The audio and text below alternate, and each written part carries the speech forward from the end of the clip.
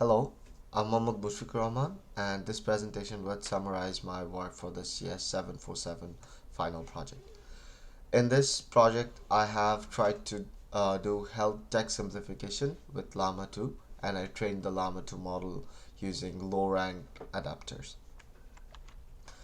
Before moving on to the model itself or the training mechanism, I would like to explain what is the core problem.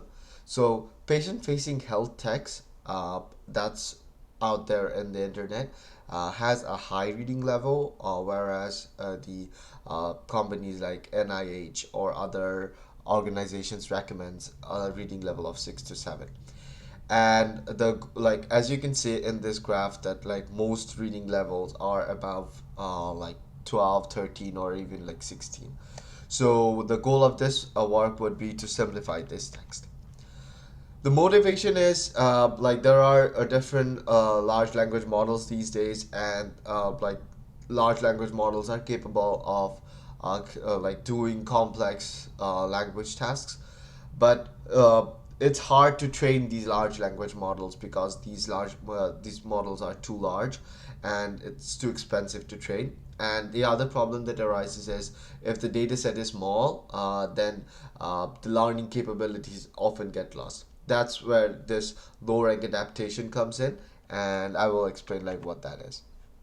So with LoRA, instead of training the entire pre-trained weights, it actually takes some pre-trained weights and adds a layer of adapters to it. The original weights are frozen, and only the low-ranked adapters are trained. So in this way, the language understanding is not lost, but new things can be, for example, a downstream task can be learned. In our case, we have used the Llama2 model, which is a prominent one, and we used the 7 billion version. Though the 7 billion version is the smallest one, this was good enough for the project that we did here.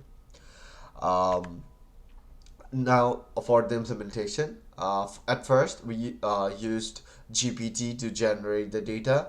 This is following the alpaca paper. The alpaca paper also did something similar, and the data set consisted of 2,900 something samples from the train set, and somewhere around 500 samples in the test set. And we used the PEFT package for the LoRA implementation instead of re-implementing from scratch. Now let's move on to the results that our model received. So there are two aspects of a simplification task. One is how much content that has been retained by the model, which is essential.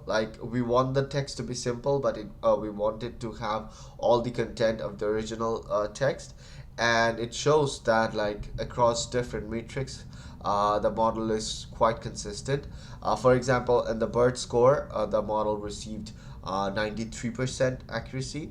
On the other hand, in SARI, it received 57%. These are really encouraging, and these are quite good scores. On the other hand, for the readability level, this is how much simplified the text has been. We can see in this table that from a source reading level score of 10.48, the model was able to convert it into a 6.32 reading level score.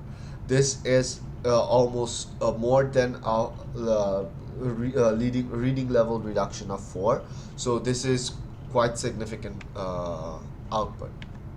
On the other hand, let's do some qualitative analysis as well. If you can look at these examples, these are randomly picked from our generated output, and we can see that the expert and generated output are quite similar, and there has been some simplification done as well. There are a few cases, for example, the last example, where the reading level is not reduced, instead it has increased. So this actually portrays the overall performance of the model. Now there are few examples that I wanted to show. For example, in this case, when there were expert text that had questions in it. Instead of doing a simplification of this, the model often generated answers to these questions. This is not something desirable, but since this is an instruction tuned model, this is often seen that the model, instead of performing what it's supposed to do, it does something else, and this is one of those examples. So this summarizes my work, and I think if possible, I would like to further develop this model for future works. Thank you.